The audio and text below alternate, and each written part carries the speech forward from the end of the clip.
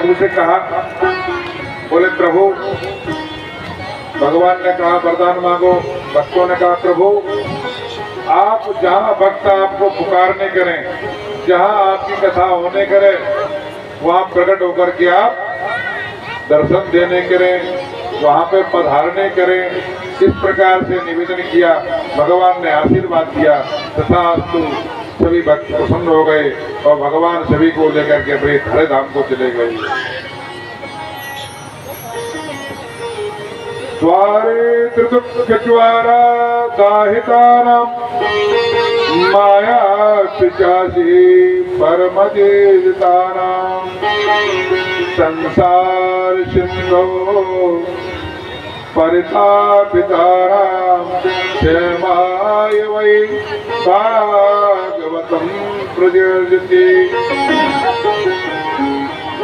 दारिद्र ज्वर दाहिताना, नाना प्रकार के संसार के दारिद्र हैं। दरिद्री कोई धन से नहीं होता, केवल धन से दरिद्री तो होते ही है। और प्रकार की दरिद्री होती है, मन से,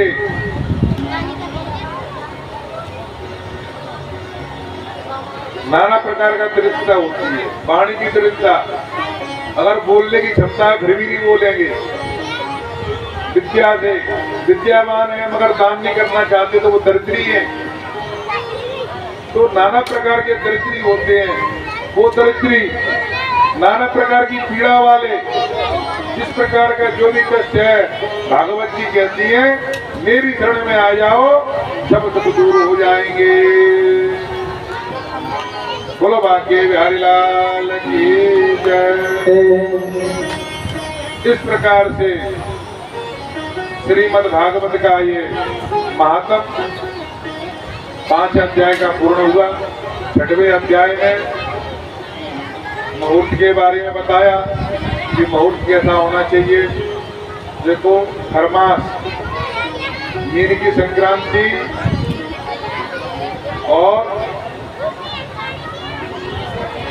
इसकी तुम्हारी मिथुन की दो संक्रांति खरमास मानी गई है। इन खरमासों में चैत्र का महीना, पूष का महीना, धन की और मीन की, इन 2 महीनों में, पूष के महीने में और चैत्र के महीने में कथा नहीं कराना चाहिए। कौन सी कथा? संकल्पित कथा। जो संकल्प लेकर के कथा करते हैं, किसी कामना से करते हैं, 2 कथाएं 2 महीने में नहीं होना चाहिए। वैशाख का महीना, ज्येष्ठ का महीना, आषाढ़ का महीना, फाल्गुन का, चैत्र का, माघ मास, और ये महीने सबसे श्रेष्ठ हैं। इन महीनों में अच्छे मुहूर्त का शोधन होना चाहिए और वैष्णव भक्त से, किसी वैष्णव ब्राह्मण से, अपने कुलगुरु से, अपने कुल पूज्य से, इनसे कथा श्रवण करना चाहिए और बड़े विधि विधान से इसका सभी व्यवस्था होनी चाहिए और सभी मन से, तन से, धन से सहयोग करना चाहिए। सामर्थ्यवान हो चाहिए, जिसकी जैसी सामर्थ्य हो उस प्रकार से सेवा करो।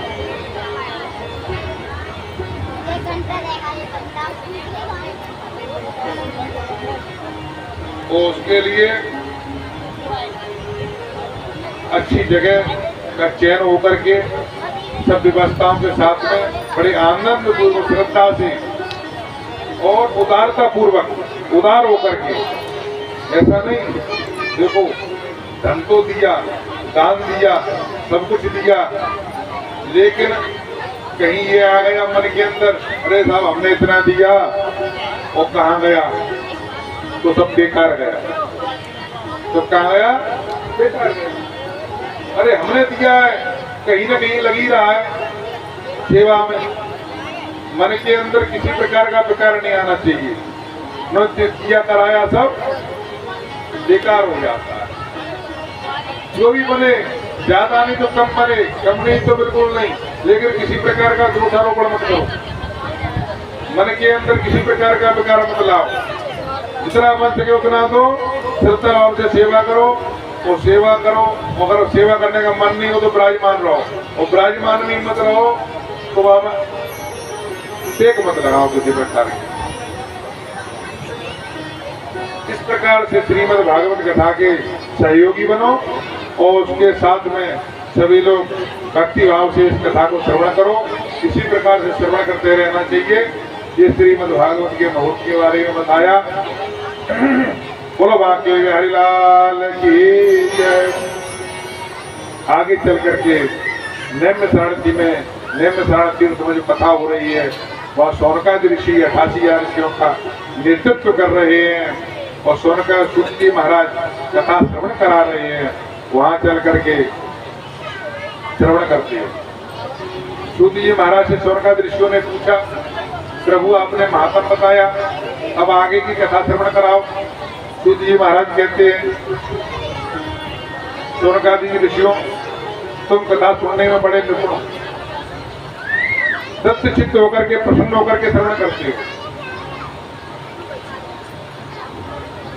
सोनकादि ऋषियों ने 6 प्रश्न किए यहाँ पे। किम श्रेय शास्त्र सारः का स्वार्था प्रयोजनम किम कर्म केवावतारस्य धर्म कम शरणम गतः। महाराज सबसे प्रश्न है पहला, मानव के कल्याण कैसे होगा, ये आपसे हम पूछ रहे हैं, निवेदन कर रहे हैं। स्वर्गाद ऋषि पूछ रहे हैं, बोले मानव के कल्याण के लिए क्या करना चाहिए। शास्त्र सार, और शास्त्रों का सार क्या है, तत्व क्या है। दूसरा प्रश्न पूछा तो बोले तत्व क्या है। स्वारा प्रयोजनम, और भगवान के आने का प्रयोजन क्या है। वसुदेव और देवकी माता के भगवान ने जन्म किस कारण से लिया, ये आपसे पूछ रहे हैं महाराज। किम कर्म के अवताराच्य, और आपके कौन से अवतार हुए हैं। धर्मम का शरणम गता, और धर्म किसकी शरण में गया। जब आप चले गए यहाँ से, गोलोकवासी हो गए, अपने लोक में गए महाराज, आपके जाने के बाद धर्म किसकी शरण में गया, ये आपसे हम पूछ रहे हैं। सूत जी महाराज कहते हैं, स्वर्गादि ऋषियों और गंगा तट पर महाराज परीक्षित को भगवान सुखदेव जी कथा श्रवण करा रहे हैं। जो उनने बताया सुखदेव जी महाराज ने वो सूत जी कह रहे हैं।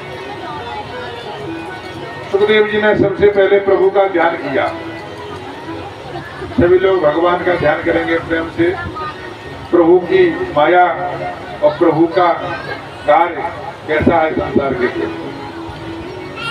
जन्माद्यस्य यतोन्मयादितरतः सचस्वेशविज्ञराट् तेने ब्रह्म हृदय आदि कवये मुह्यन्ति सूर्यः तेनो वायुमृतां यदा जनमयो यत्र सर्गो मृषा धाम्ना श्वेन सदा निरस्तकोकं सत्यं परं धीमहि। जन्माद्यस्य यतोन्मयादि,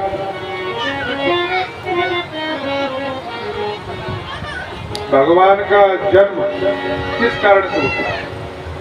भगवान जन्म नहीं देते, अवतार प्रकट होते हैं। भय प्रकट कृपाला दीन दयाला, तो प्रभु प्रकट होते हैं। और काय के लिए होते हैं, भक्तों के कल्याण के लिए। और प्रभु अकेले, एक वो हम बहुश्यामी, प्रभु एक है, ब्रह्म एक है। जब संसार की सृष्टि करता है तो अपना ही रूप से सृष्टि को उत्पत्ति करता है, अपने ही रूप में से। और जब ब्रह्मा जी सृष्टि बनाते हैं तो सृष्टि तो बनाते हैं, लेकिन जो प्राण वायु है वो नहीं प्रदान कर पाते हैं। वो केवल भगवान ही चित्र रूप में प्रकट होकर के उस शरीर में स्थापित होते हैं, उस शरीर में प्रकट होते हैं। तो ब्रह्मा जी की सृष्टि में भगवान के सहयोग से होती है, लेकिन प्रभु की सृष्टि, भगवान की सृष्टि स्वयं होती है, वो स्वयं अपने संकल्प मात्र से होती है। केवल संकल्प मात्र से प्रभु सृष्टि करते हैं। चारते स्वराट तेने ब्रह्म हृदय आदि कवये, जो ब्रह्मा जी उनके नाभि कमल से प्रकट हुए, भगवान की नाभि से कमल हुआ, कमल से ब्रह्मा जी हुए। आदि कवयो मह्यन्ति सूर्य, सूर्य भी उनकी माया से मोहित होते हैं, और सूर्य के प्रकाश देने वाले भी श्री हरि नारायण हैं। तीनों वाय प्रधामयो यत्र प्रसवो प्रशांत, 3 प्रकार की उनकी लीला है। धराधाम की लीला, धराधाम पे दान लीला, मान लीला, ये सब प्रभु की लीला है। त्रिसर्गो प्रशांत धामना स्वेन सदा निरस्तकोतम सत्यम परम धीमहि। जो भगवान का रूप है वो सत्य स्वरूप है, भगवान सत्य स्वरूप है, सत्य के ही उनका रूप है।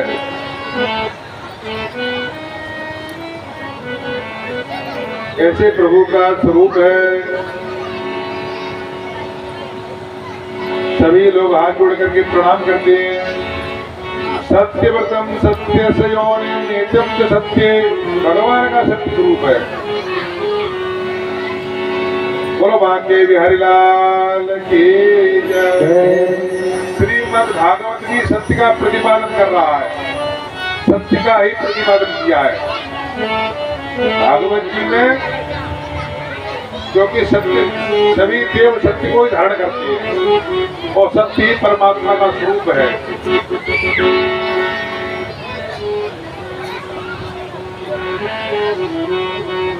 इसलिए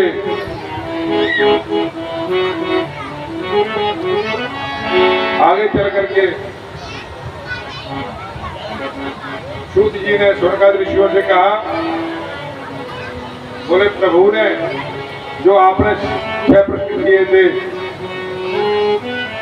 कि शास्त्रों का जीव के कल्याण का श्रेय क्या है, कल्याण कैसे हो जीव का, उसके लिए केवल भगवान का स्मरण करना ही कल्याण है। जीव कल्याण चाहता है तो भगवान का सतत स्मरण करता रहे, चिंतन करता रहे। शास्त्रों का सार क्या है? भगवान का स्मरण। पढ़ लिख करके धन कमाओ, धन में उलझे मत रहो, धन को केवल संसार के कार्य के लिए लगाओ, परिवार के कार्य के लिए लगाओ। धन का जो उपार्जन है उसको कार्य के लिए, और कार्य भी इतना करो कि इसमें पूरा जीवन ही खपा दो, ऐसा मत करो। कार्य भी उतना, जितनी जिम्मेदारी उसको निर्वाह करके आगे चलो। फिर शास्त्रों का सार को ग्रहण करो, और शास्त्रों का सार क्या है? तत्वमसि। तत्व कौन है? भगवान श्री कृष्ण, परम पिता परमात्मा, वो ही तत्व है। उस तत्व को सदैव चिंतन करते हुए अपने हृदय में धारण करो। ये शास्त्रों का सार है। भगवान के 24 अवतार हुए,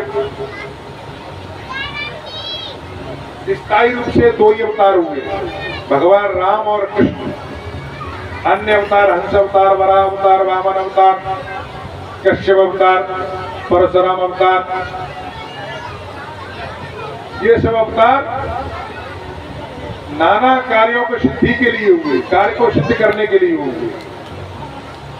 तो भगवान 24 अवतार हैं, 24 अवतारों का स्मरण करते रहो।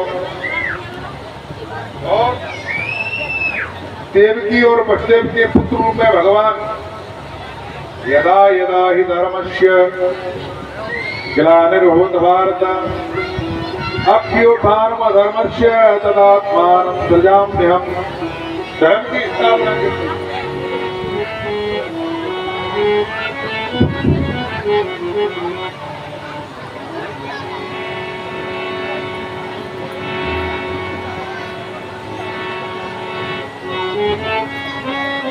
धर्म की स्थापना के लिए गौ ब्राह्मण हिताय च। भगवान शरीर धारण करते हैं, जब धराधाम पे आते हैं तो धर्म की स्थापना के लिए आते हैं, और कोई प्रयोजन नहीं है भगवान का। अधर्म की निवृत्ति और धर्म की स्थापना, यही भगवान का लक्ष्य है। आगे चल करके कहा कि धर्म किसकी शरण में गया, तो योगेश्वर भगवान श्री कृष्ण अपने धाम को जाने लगे। तो उद्धव जी ने पूछा, प्रभु आप कहाँ? ब्रूहि योगेश्वरो कृष्णो ब्रह्मण्य धर्म वर्मणि स्वाम कष्टानुमोपेते धर्माकं शरणं गतः। धर्म श्रीमद् भागवत जी की शरण में गया। भागवत जी की शरण में ही धर्म रहता है। बोलो श्रीमद् भागवत भगवान की जय। इस प्रकार तस्मादेकेर्मनसा भगवान सात्वतां पतिः श्रोतव्या कीर्तव्यश्च ध्येयः पूज्यश्च नित्यदा। भगवान के सदा स्मरण करते रहो, चिंतन करते रहो, कथा श्रवण करते रहो।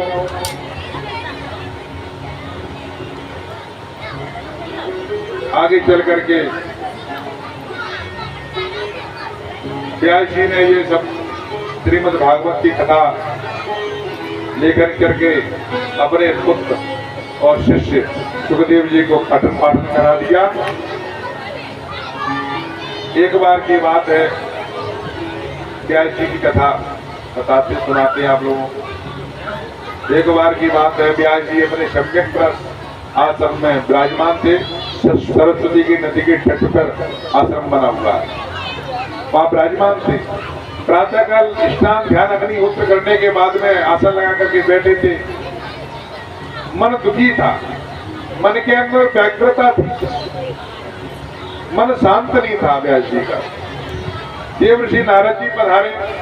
देव ऋषि नारद जी ने आकर के कहा, बोले व्यास जी आप चिंताग्रस्त कैसे? व्यास जी ने खड़े होकर के देव ऋषि नारद जी का पूजन किया। व्यास गद्दी पे बैठा को गद्दी आसन बिछा करके उसको विराजमान किया और कहने लगे, बोले देव ऋषि जी नारद जी, मैंने अपनी वाणी से अपनी बुद्धि से सभी शास्त्रों का लेखन किया। मंदास मंद मदयो मंद भाग्या। आगे कलयुग आने वाला था, कलयुग द्वापर में लेखन हुआ। द्वापर के जो कलयुग को देख करके व्यास जी ने कहा कि कलयुग आने वाला है, कलयुग में आसुरी प्रवृत्ति होगी, बुद्धि मंद होगी, भाग्य भी मंद होगा, जैसे जीव प्रकट होंगे, जैसे जीव इस धराधाम पर जन्म लेकर के आएंगे। इनके कल्याण के लिए मैंने एक वेद के 4 भाग कर दिए। हेमंत का आदि 4 अपने शिष्यों को पाठन करा दिया। 17 पुराणों का लेखन कर दिया।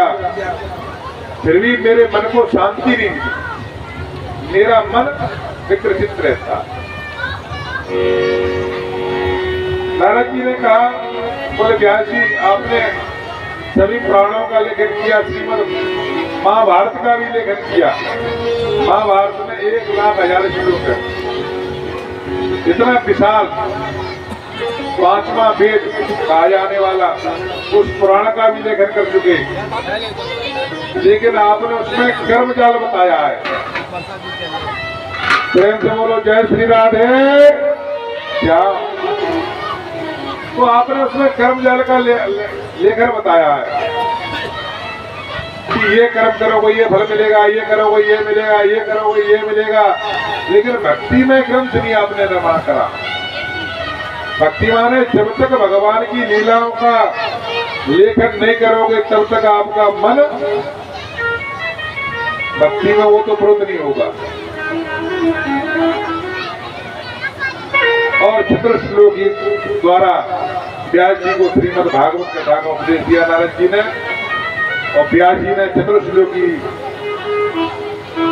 श्लोकों से 18,000 श्लोक का निर्माण किया।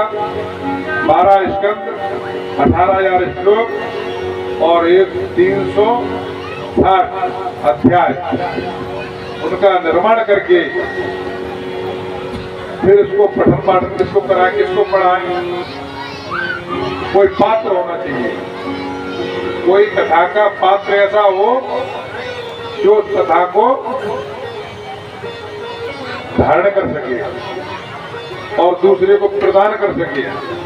पात्र को ही वस्तु दी जाती है जिसकी वृद्धि कर सके, और किसी को ऐसे को दे दो जो उसको घटा दे, क्या उसको भूल ही जाए, ऐसे पात्र को नहीं देना चाहिए। तो ब्यास जी चिंता कर रहे हैं। यहाँ सुखदेव जी की कथा एक समय एक बार की बात है। बोलो गौरी शंकर भगवान की। भगवान शिव कैलाश पर विराजमान है, श्री हरि नारायण का भजन करते रहते हैं। वैष्णवा नाम परम शंभु, वैष्णवों में सबसे श्रेष्ठ भगवान शिव है। भगवान श्री हरि नारायण का भजन करते रहते हैं विराजमान होकर के। एक बार देवर्षि नारद जी आए, माता पार्वती से कहा, माता पार्वती जी को प्रणाम किया, प्रणाम करके माता जी पार्वती ने प्रसाद दिया, ग्रहण किया, ग्रहण करके माता से कहने लगे, मैया तुमने कभी पूछा है भगवान अपने प्राणनाथ से, स्वामी जी से? बोले क्या नारद जी? बोले उनके गले में जो मुंडमाला डली हुई है वो कौन की है? तो माँ पार्वती जी ने कहा, बोले नहीं तो भैया नारद जी नहीं पूछा। बोले कभी पूछो तो सही। और देवर्षि नारद जी प्रणाम करके चले गए। मैया के मन में चिंता हो गई। मैया ने भगवान से प्रश्न किया, बोले प्रभु आपके गले में ये माला कौन की है?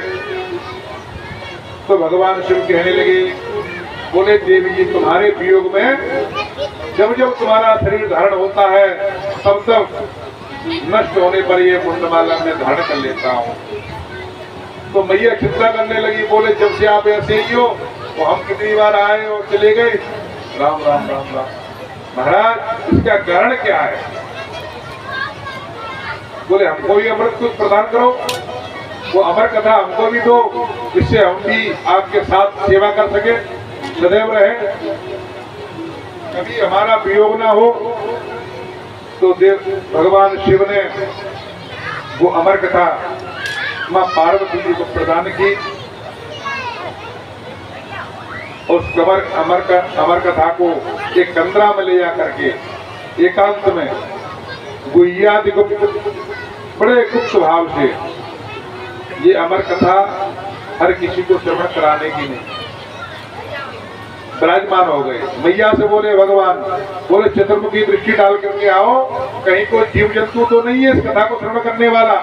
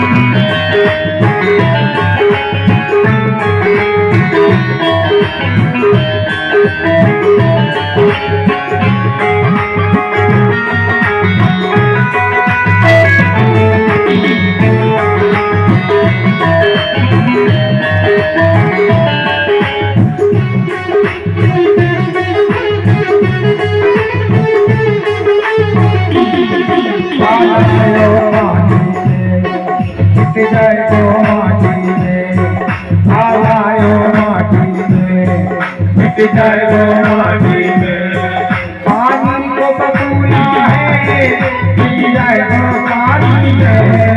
पानी को बबूला है, मिल जाए वो पानी में मर जाए, मर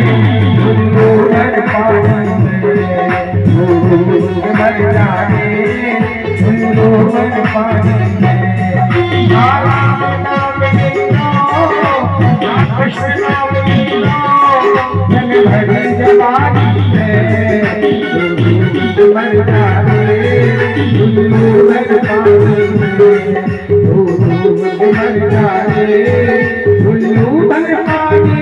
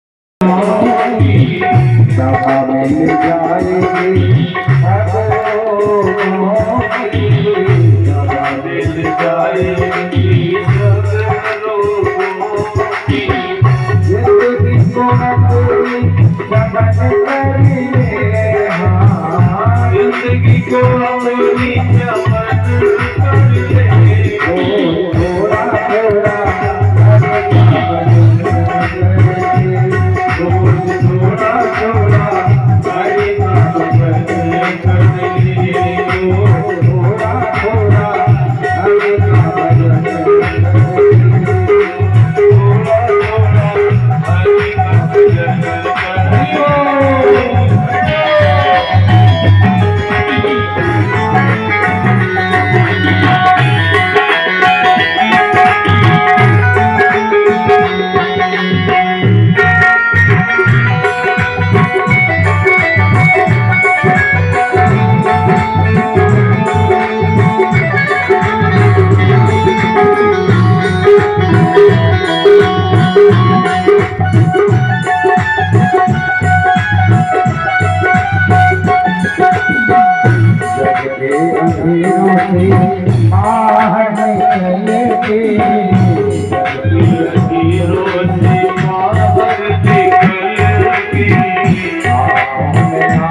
आंसू भक्ति के भर के आंसू भक्ति के भर के मुक्ति को मुक्ति रमन करे मुक्ति को मुक्ति रमन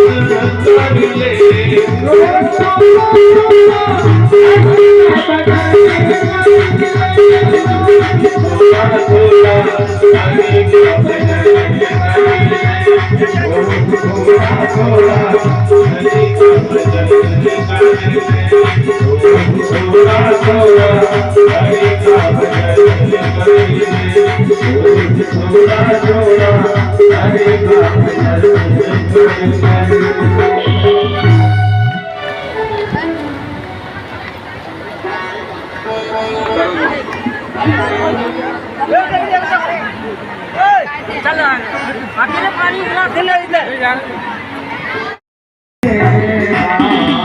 आत्मा के साथ साथ मन कर ले थोड़ा थोड़ा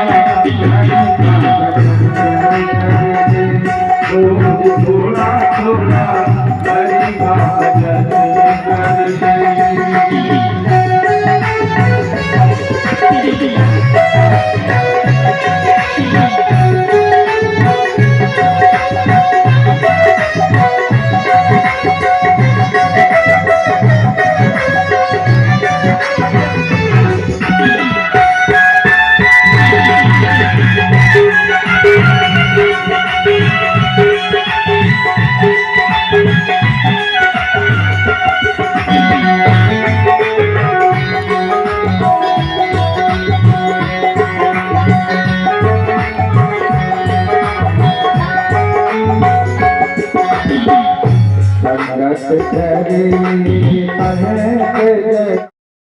जैसे करेगी प्रिया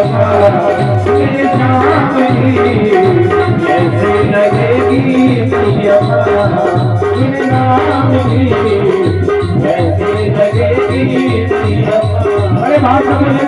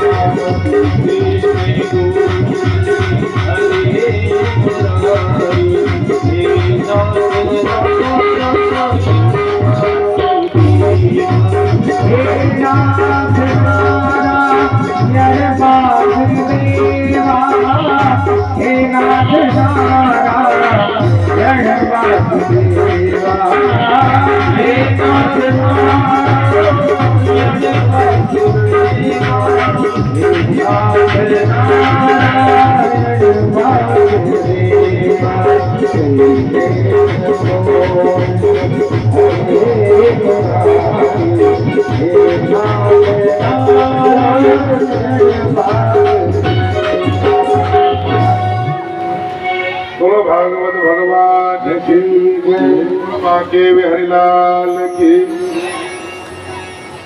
भक्ति देवी भगवान का स्मरण करती हुई दादा भैया करके नृत्य करने लगी। सभी शरद कुमारों ने कहा ये देवी भक्ति देवी पधारी। भक्ति देवी ने प्रार्थना की, हे शरद कुमार जी हमारे लिए स्थान बताइए। शरद कुमार जी ने कहा, भक्ति देवी अब आप भक्तों के हृदय में विराजमान हो जाओ। जो भगवान के भक्त हैं उनके हृदय में भक्ति देवी की स्थापना हो गई। इस प्रकार से भगवान वहीं विराज